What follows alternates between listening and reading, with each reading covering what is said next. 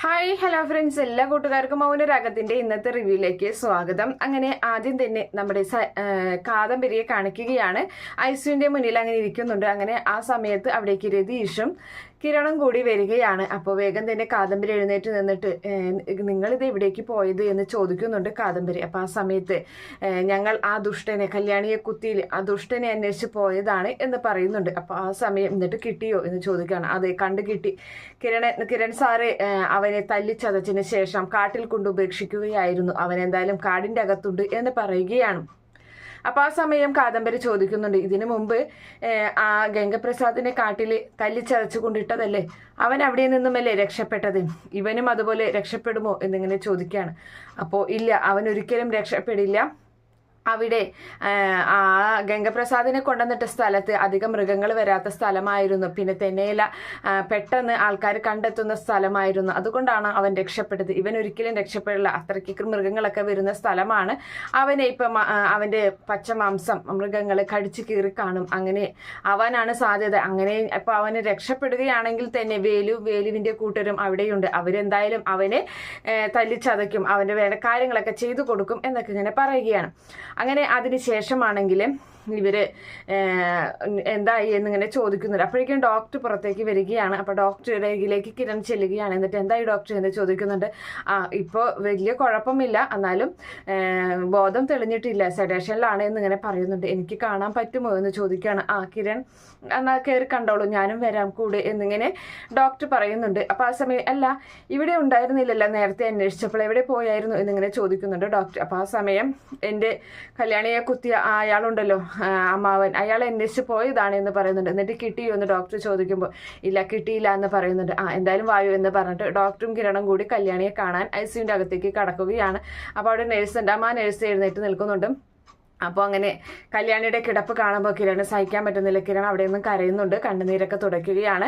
അപ്പോൾ ആ സമയത്ത് ഡോക്ടർ പറയുന്നുണ്ട് നേഴ്സിനോട്, അതെ, സെഡേഷനിൽ കഴിഞ്ഞ് വരുമ്പോൾ ഓർമ്മ വരികയാണെങ്കിൽ കിരണിനെ വിളിച്ച് കാണിച്ചു കൊടുക്കണം എന്നിങ്ങനെ ഡോക്ടർ പറയുമ്പോൾ ശരി എന്ന് പറഞ്ഞിട്ട് ആ സിസ്റ്റർ അങ്ങനെ നിൽക്കുകയാണ്. അങ്ങനെ പുറത്തേക്ക് ഇറങ്ങി വരികയാണ് അവർ രണ്ടുപേരും. അതിനുശേഷം കാണിക്കുന്നത് നമ്മുടെ സരയുവിനെയാണ്. സരയു ആണെങ്കിൽ അങ്ങനെ നിൽക്കുമ്പോൾ നമ്മുടെ താര അരികിലേക്ക് വന്നിട്ട് ചോദിക്കുന്നുണ്ട്, കല്യാണി മോളെ കുത്തിയത് മോളുടെ അച്ഛനാണോ എന്ന് ചോദിക്കുകയാണ്. എനിക്ക് എങ്ങനെ അറിയാം എൻ്റെ അച്ഛനാണെന്ന്? ഇത് നേരം എന്നോട് ഇത് ചോദിച്ചിട്ട് എന്താ കാര്യം? എനിക്കറിയില്ല, ഞാൻ അയാളെ കണ്ടിട്ടില്ല. ഇനി ഒരു പക്ഷേ അച്ഛനാവാനും സാധ്യതയുണ്ട്. കാരണം അച്ഛൻ എന്നെ ഒരുപാട് ഇഷ്ടമാണ്. എൻ്റെ ജീവിതത്തിലെ കാര്യങ്ങൾ ആലോചിച്ച് ചെയ്തതാവാനും സാധ്യതയുണ്ട്. എനിക്കറിയില്ല.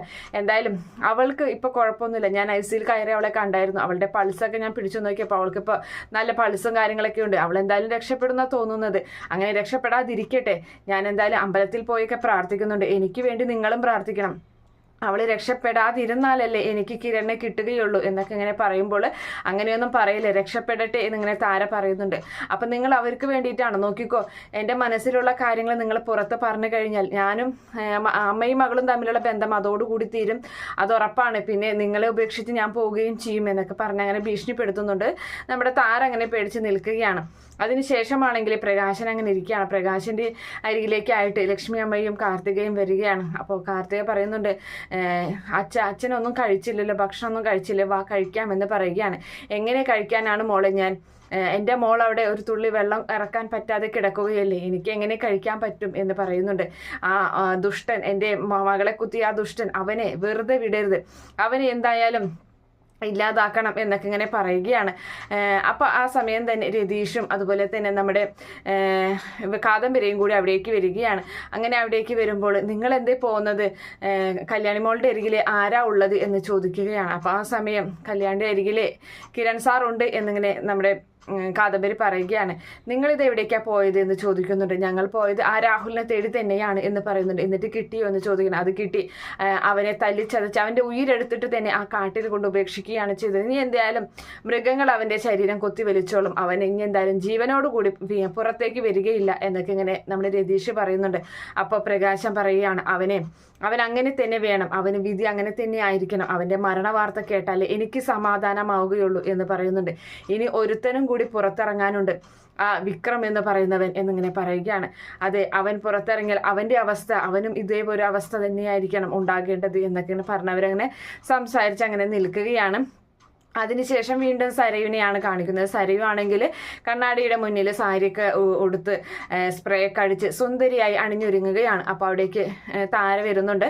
അപ്പോൾ നമ്മുടെ സരയു പറയാണ്, അതെ ഞാൻ ആശുപത്രി വരെ ഒന്ന് പോയിട്ട് വരാം, ഞാൻ നല്ല രീതിയിൽ അണിഞ്ഞൊരുങ്ങിയിട്ട് കിരണിൻ്റെ മുന്നിലേക്കല്ലേ ചെല്ലുന്നത്, അവൻ എന്നെ കാണുമ്പോൾ ഒരു ഇഷ്ടമൊക്കെ തോന്നണം, എന്തായാലും അവൻ്റെ മനസ്സ് വിഷമിച്ചിട്ടായിരിക്കും ഇരിക്കുന്നത്, എന്നാലും വേണ്ടില്ല എന്നെ കാണുമ്പോൾ അവനൊരു ഇഷ്ടമൊക്കെ തോന്നി, അവൻ എന്നോട് പ്രണയം തോന്നണം, അതിന് വേണ്ടിയിട്ടാണ് ഞാൻ ഇങ്ങനെയൊക്കെ ഒരുങ്ങി പോകുന്നത് എന്ന് പറയുകയാണ്. അങ്ങനെ അവിടെ നിന്നും നമ്മുടെ സരയു പോകുന്നത് ഇവിടേക്കാണ്, കിരണിൻ്റെ അരികിലേക്ക്, അതായത് ആശുപത്രിയിലോട്ടാണ് പോകുന്നത്. അങ്ങനെ ആശുപത്രിയിൽ എത്തുന്ന കിരൺ ഇവളെ ശ്രദ്ധിക്കുന്ന പോലുമില്ല, അവളെ വസ്ത്രധാരണയോ അതുപോലെ അവളുടെ ഭംഗിയൊന്നും അവനൊന്നും നോക്കണമൊന്നുമില്ല.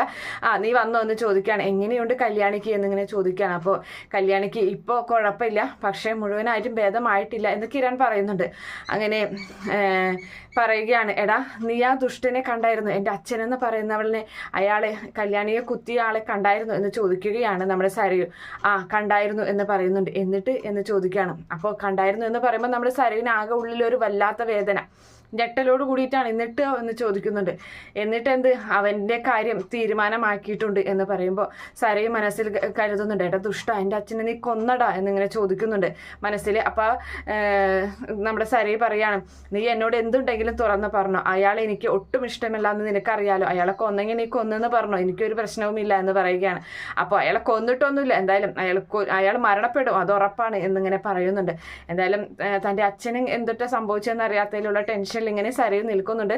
അതേ സമയത്ത് കാദംബരി അവിടേക്ക് വരികയാണ്. അതേ കല്യാണിയുടെ ചേച്ചി വന്നല്ലോ എന്നിങ്ങനെ പറയുന്നുണ്ട്. അപ്പോൾ ആ സമയത്ത് കാദംബരി വന്ന് അങ്ങനെ നിൽക്കുമ്പോൾ എന്തായി എന്ന് ചോദിക്കുന്നുണ്ട്. പിന്നെ കയറി കണ്ടോ എന്ന് ചോദിക്കുമ്പോൾ ഇല്ല കണ്ടിട്ടില്ല എന്ന് പറയുന്നുണ്ട്, ബോധം വന്നിട്ടില്ല എന്നിങ്ങനെ കിരൺ കാദംബരിയോട് പറയുകയാണ്. എന്തായാലും കാദംബരി നീ ഇവിടെ നിൽക്ക്, ഞാൻ എന്തായാലും ഒരിടം വരെയും പോയിട്ട് വരാമെന്ന് പറയുന്നുണ്ട്. അപ്പോൾ സരയുവിനോട് ചോദിക്കുന്നുണ്ട്, സരയു നീ ഇവിടെ നിൽക്കുന്നുണ്ടോ എന്ന് ചോദിക്കുകയാണ്. ഞാൻ നിൽക്കണോ എന്നിങ്ങനെ സരയു കിരണിനോട് ചോദിക്കുമ്പോൾ അതിൻ്റെ ആവശ്യമില്ല, ഇവിടെ ഐസിൻ്റെ മുന്നിൽ അത്ര അധികം ആൾക്കാരൊന്നും നിൽക്കേണ്ടല്ല, ആവശ്യമില്ല എന്ന് പറയുന്നുണ്ട്. അങ്ങനെ നമ്മുടെ കിരൺ എന്നാൽ ഞാൻ പോയിട്ട് വരാമെന്നും പറഞ്ഞ് കിരൺ അവിടെയൊന്നും പോകുന്നുണ്ട്. അപ്പോൾ അതിന് ശേഷമാണെങ്കിൽ കാദംബരി സരയുവിൻ്റെ മുഖത്ത് നോക്കി ചോദിക്കുന്നുണ്ട്, എടി നിന്റെ ദുഷ്ടയായ അച്ഛൻ, അയാൾക്ക് മതിയായില്ലടി, എൻ്റെ കല്യാണിയെ കുത്തിയത് അയാളല്ലേ, അയാൾ ഇത്രയും നശിച്ച് നാരണക്കല്ലെടുത്തില്ലേ നിങ്ങളൊക്കെ, എന്നിട്ടും അയാൾ വീണ്ടും ഞങ്ങളെയൊക്കെ കുത്തി നോക്കുകയാണല്ലോ എന്നിങ്ങനെ ചോദിക്കുന്നുണ്ട്. അപ്പോൾ ആ സമയത്ത് സരയുവിൻ്റെ മുഖത്ത് വല്ലാത്ത ദേഷ്യം, കാദംബരിയോട് ഇങ്ങനെ കണ്ണ് തുറപ്പിച്ചിട്ട് മനസ്സിൽ അങ്ങനെ വിചാരിക്കുകയാണ്, എൻ്റെ മുന്നിൽ നിൽക്കാൻ പോലും യോഗ്യതയില്ലാത്തവളാണ് ഇപ്പം എന്നോട് കയർത്ത് സംസാരിക്കുന്നത് എന്നിങ്ങനെ മനസ്സിൽ കരുതി അങ്ങനെ നിൽക്കുകയാണ്. അതിനുശേഷമാണെങ്കിൽ നമ്മുടെ കിരൺ പോകുന്നത് അച്ഛൻ്റെ അമ്മയുടെ അരികിലേക്കാണ്. അപ്പോൾ അവിടെ ഇവിടെ ശാരി ഉണ്ടായിരിക്കും. അപ്പോൾ ശാരിയെ കാണാത്ത പോലെ കിരൺ അവിടെയൊന്നും പോകുമ്പോൾ മോനെ അവിടെ നിന്ന് എന്തായി കല്യാണി മോൾക്ക് എങ്ങനെയുണ്ട് എന്ന് ചോദിക്കുകയാണ്.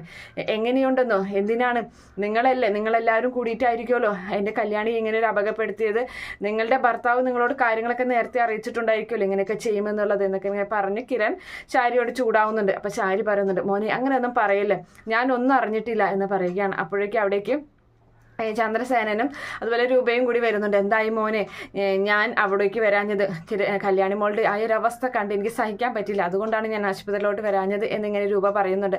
അപ്പോൾ ആ സമയത്ത് കുഴപ്പമില്ലാമേ, ഇപ്പം ഇത്തിരി ഭേദമായിട്ട് വരുന്നുണ്ട്, എന്നാലും മുഴുവനായിട്ടില്ല എന്നിങ്ങനെ കിരൺ പറയുകയാണ്. അപ്പോൾ രൂപയും ഇതുപോലെ ചാരിയെ വഴക്ക് പറയുകയാണ്, നിന്റെ ഭർത്താവല്ലടി എല്ലാത്തിനും കാരണം, നിന്റെ മകളെയും നിങ്ങളെയൊക്കെ സംരക്ഷിക്കുന്നതിന് പ്രതിഫലമായിട്ടല്ലടി ഞങ്ങൾക്ക് ഇതൊക്കെ തന്നത് എന്നൊക്കെ ഇങ്ങനെ പറയുകയാണ്. അപ്പോൾ എന്നെ എന്തിനാണ് കുറ്റപ്പെടുത്തുന്നത്, ഞാനിതിൽ നിരപരാധി അല്ലേ എന്നിങ്ങനെ ശാരി വളരെ വിഷമത്തോടു കൂടി പറയുകയാണ്. എന്തായാലും കിരൺ ചന്ദ്രസേനോട് പറയുന്നുണ്ട്, അച്ഛനൊന്ന് വന്ന് എനിക്കൊരു കാര്യം പറയാനുണ്ട് എന്ന് പറഞ്ഞ് ചന്ദ്രസേനയും കൂട്ടിയിട്ട് കിരൺ അവിടെ നിന്നും പോവുകയാണ്. ഈ ഒരു കാര്യം സത്യം തുറന്ന് പറയാൻ വേണ്ടിയിട്ട്, രാഹുൽ എന്ത് സംഭവിച്ചു എന്ന് പറയാൻ വേണ്ടിയിട്ട് അങ്ങനെ ഒരു ഭാഗം കാണിച്ചിട്ടാണ് ഇന്നത്തെ എപ്പിസോഡ് അവസാനിക്കുന്നത്. Okay friends, bye, thank U.